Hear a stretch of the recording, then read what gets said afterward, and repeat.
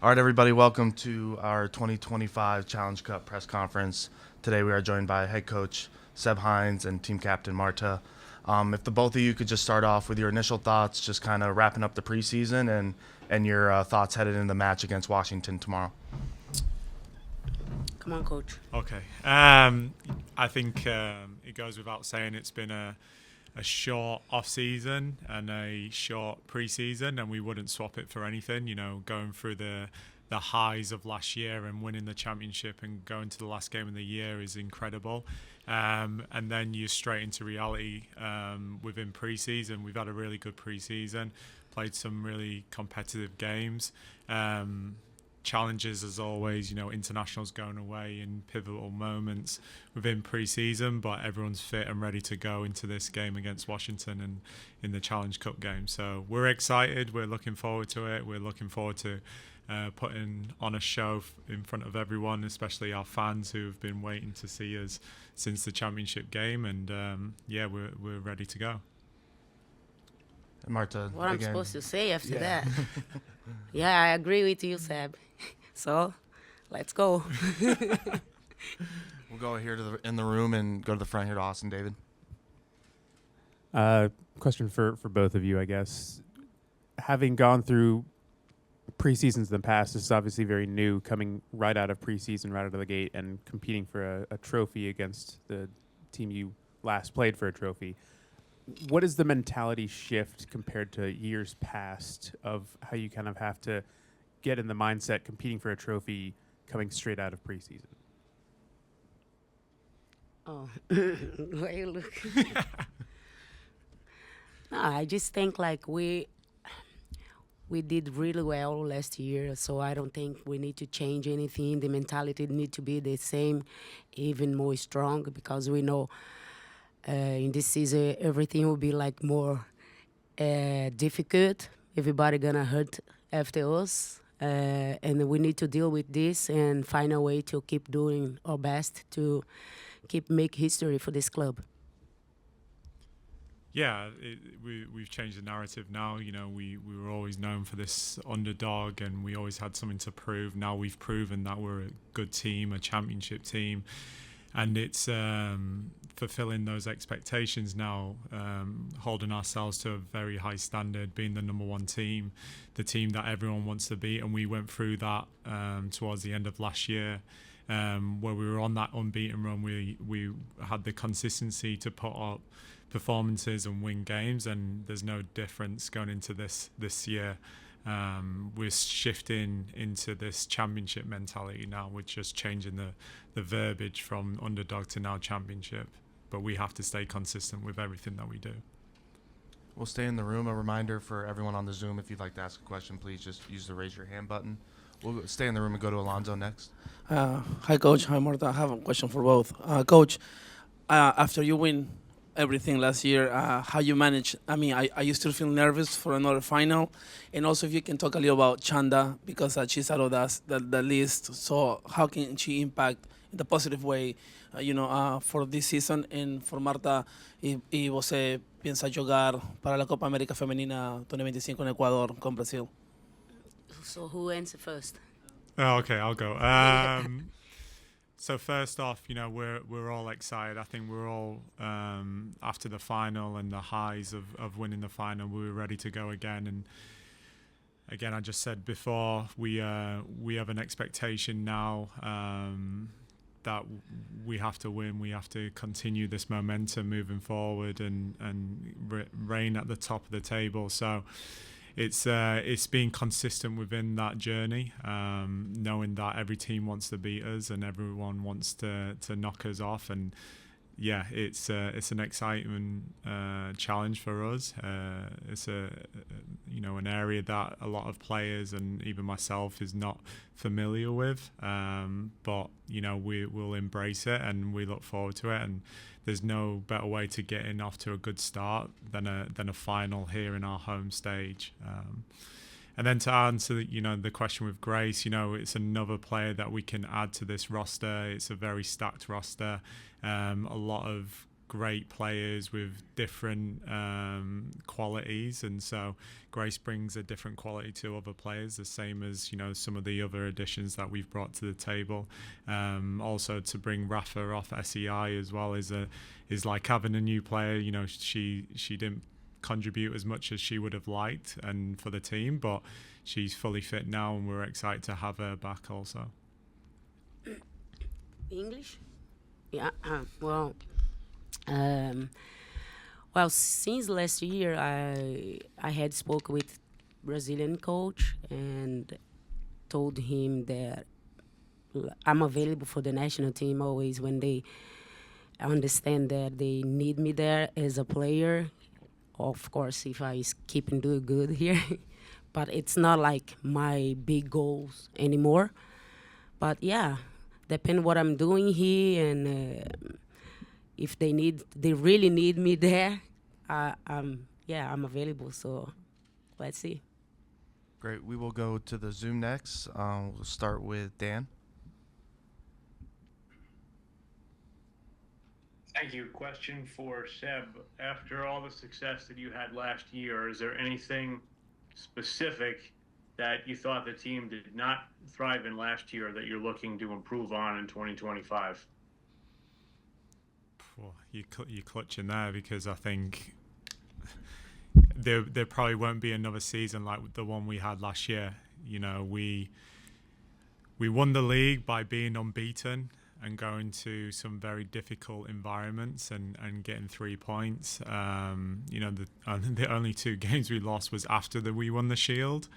And so to look back and look at everything that we did last year, it's very hard to pinpoint some negatives. There was no negatives at all. A team that won the Shield, won the championship, and broke numerous records along that pathway, and getting the acknowledgement from other coaches and other journalists around the league and countries. Like, it was a season that will live long in everyone's memories.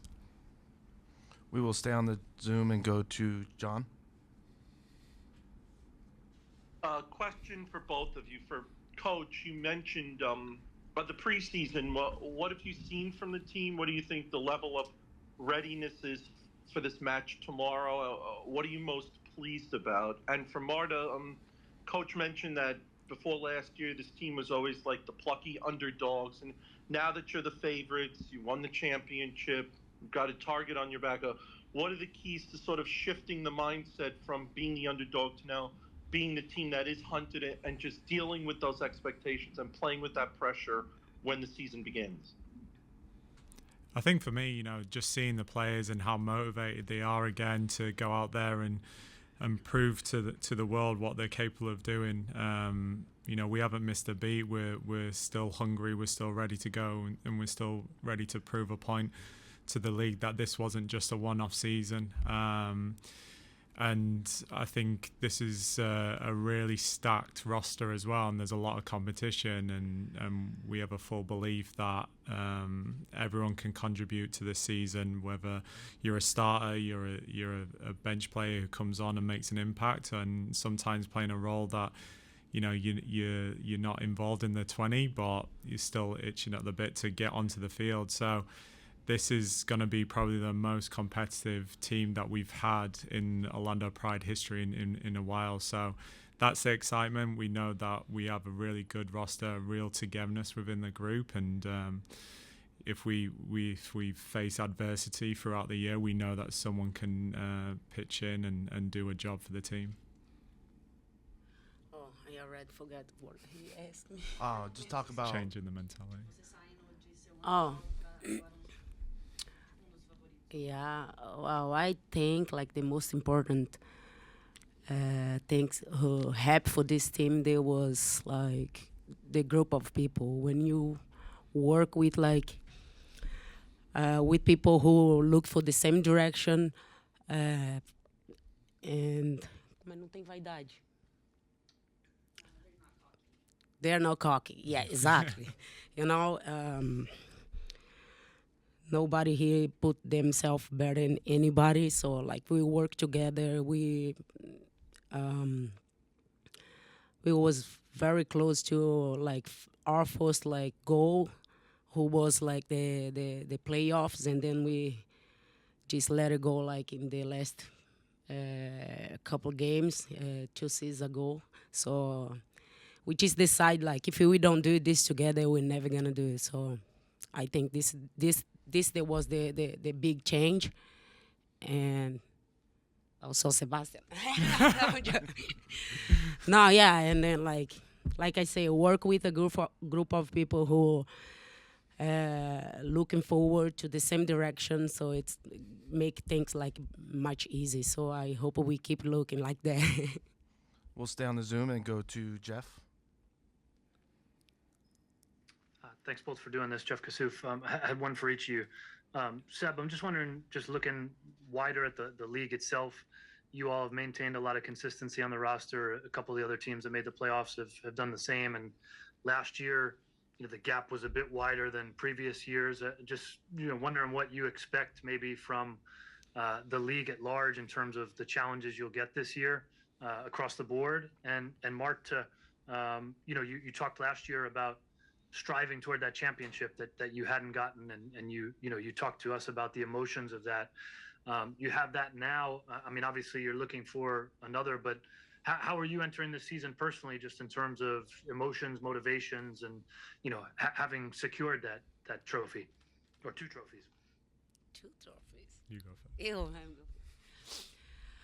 well, I mean, like, of course, it'll be so hard, like, for repeat the same things that we did last year, but like we need to look as a big challenge, and challenge, it's always good to have, it's put you like in one situation that you need to do your best every single day. So I'm gonna try to remember about like the good things, and then of course the bad things that happen to me and then for the team too in some situations, and take the best of that and try to do our best in this year too. It's exciting to know that everybody gonna look to us and then try to make difficult for us. But it's for me, it's the best feeling, because I mean, like, you're good at what you do, so just go and play, go and have fun, go and getting people excited to see you on the field, and it's what I'm looking for. Yeah, the competition in this league is just incredible. There's more investment, there's more resources. You look at the level of coaching and the head coaches that are over here, and their resume is incredible. And it's only going to get harder as the more investment is put into this league. And so it's exciting. We've had a journey, me and Marta, to get to this point. But we're excited that we're here now. And so, yeah, we know that it's going to be a challenge. Every team has really good players. They have a really good infrastructure here. But, so do we. And we have some really good players. And we're excited that this wasn't just a one-off season. We are on an upward trajectory, and we want to continue this journey to be a number one team in this league. We'll go to Theo next. Hi, Seb, Marta. Theo Lloyd Hughes. My question is touching on what you just said there about knowing each other for so long. Do you two remember your first impressions of each other, or how you met the first time you met nearly 10 years ago in Orlando? Oh. And what were your impressions of each other? I was a player.